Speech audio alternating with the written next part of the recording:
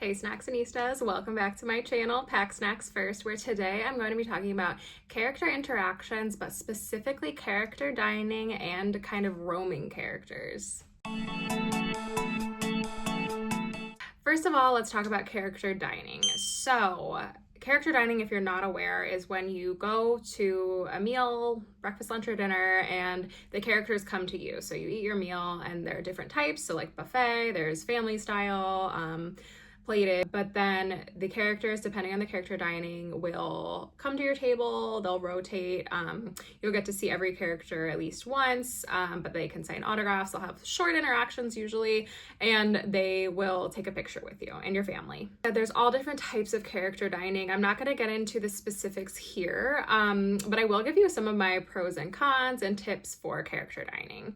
So first of all, the pros are that it's quick, right? And with kids, that can be huge to not have to wait in line. You are able to just sit, you have to eat a meal anyway, so it's helpful. You can just have all the characters come to you. Another pro is sometimes you can meet kind of rare characters. So I have Stitch on my shirt. If you do the Ohana character breakfast, that is the only place you can meet Lilo on property. So you can also meet characters in different outfits. At Topolino's Terrace, you can meet all the characters, and by that I mean Mickey, Minnie, Daisy, I think Pluto too, but you can meet them in their artist garb, which is kind of cute. Over at Tusker House in Animal Kingdom, you can meet the characters in their safari wear. So if that's something that's cute to you or cool, you can check some of those options out. Another pro for character dining is it is usually a very unique experience. So in this case, that's the only place you can eat at Cinderella's Castle is through the Cinderella's Castle character dining. You can also eat at Crystal Palace in Magic Kingdom, which is the Winnie the Pooh characters, but it is a very cool location.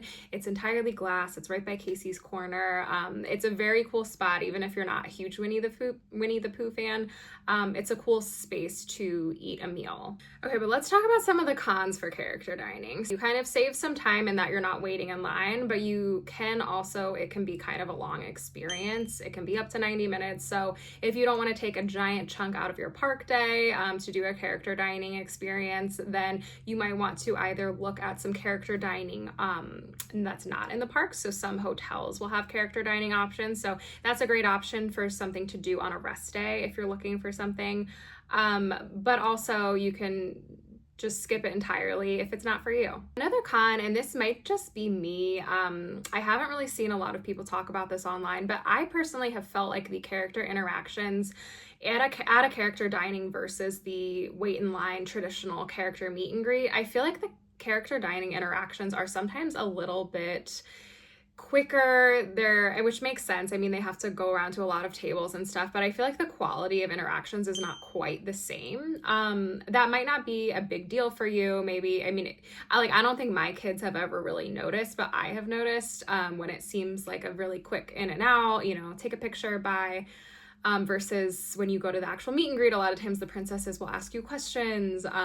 You'll have a little bit more of a conversation, which now that my 4-year-old is getting to enjoy that kind of thing more, it can be a little bit noticeable when at a character dining experience, they kind of just say hi and bye. And that's something that I've noticed. I'm not sure if that's just me, but something to keep in mind.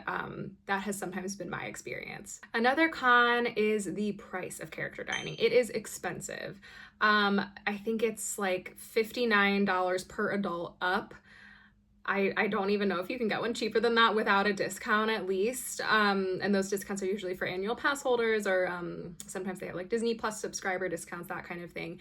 But that's expensive. And if you don't want to shell out the cash for that, I mean, I don't blame you. And sometimes the food really isn't even that good. You're just paying for the characters. A lot of other channels, a lot of blogs, Disney blogs, have a ton of information on all of the different character dining experiences. So I'm not going to get into each different experience and what they are and, costs and all of that. You can look, Mammoth Club is one of my favorite channels, and they have an entire, I think they did every single character dining experience. So you can go ahead and take a look at that. I'll link it in the show notes. But they do vary, and not all character dining is created equal. So definitely try and do your research or ask your travel agent before signing up for one of these experiences. A couple of my favorites are for princess dining. I really liked the Akershus breakfast. And if you are on the Disney dining plan, it is 1 credit for the breakfast only. So that's kind of rare for princess breakfast, for princess dining. Usually it's 2 credits in lunch and dinner for Akershus, and then if you go over to Cinderella's royal table, that's eating at Cinderella's castle, that's going to be 2 credits, breakfast, lunch, and dinner. So little pro tip, if you are doing the Disney dining plan, try and get the Akershus breakfast. Another one of my favorites was the Crystal Palace breakfast. They not only have churro waffles at that buffet, but they do have all of the Winnie the Pooh characters, and I think that's the only place you can meet Eeyore and Piglet. So that was exciting for my kids. We found out that my little one really loved Piglet. And it's just a really beautiful atmosphere. It's just, like I said, windows. It's just a really beautiful building. One of my other tips for character dining is to try and get the first reservation or an early reservation. So like when we did Crystal Palace, we were able to get, I think, a 7:30 reservation, even though the park didn't open until 8:30 for early entry and 9 o'clock for regular guests.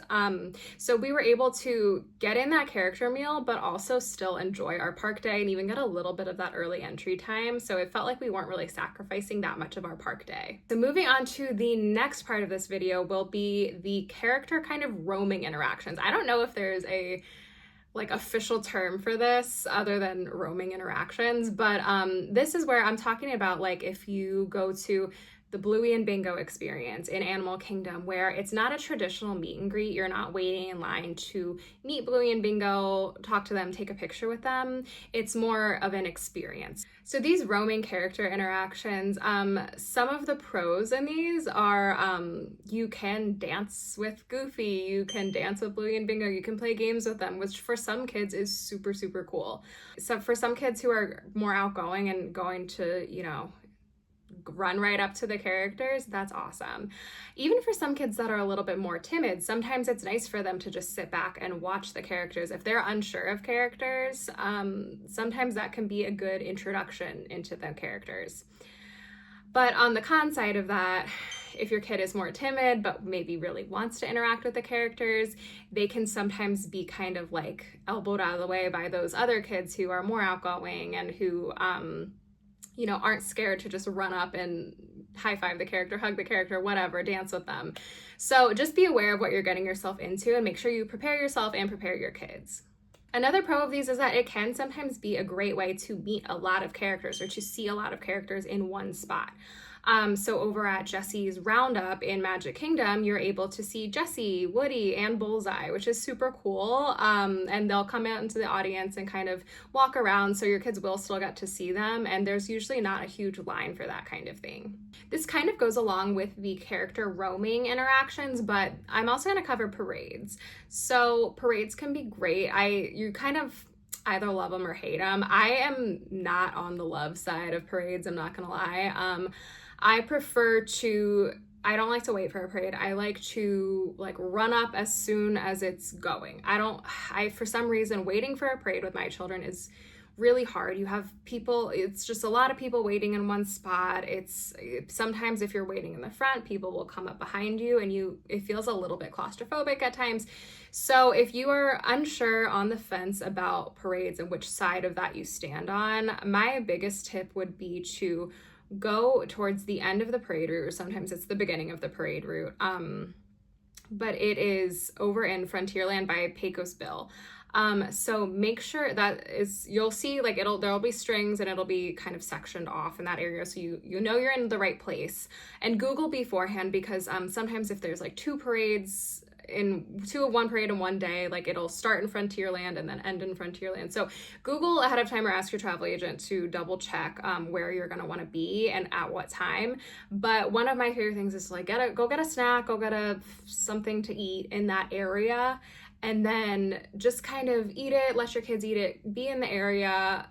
But then once the parade starts, you can see it from afar, but you don't have to be right in the mix, because not only are you kind of crowded during the parade, but then once the parade ends, everyone's walking, it's crowded, it's chaos, it can be just kind of an uncomfortable experience in my opinion. So if you're unsure, those are my tips. But let me know in the comments. Those are my thoughts on character dining and character roaming. Let me know what you think, what your favorite is, what your tips are for having good interactions in these kind of scenarios. If you have a favorite spot to watch the parade that's not super in the mix, let me know. And keep an eye out for other videos. Like I said, I already had a video on traditional character meet and greets, so if you're interested, go take a look at that. And thumbs up if you enjoy this kind of content, and I'll see you all next time. Bye!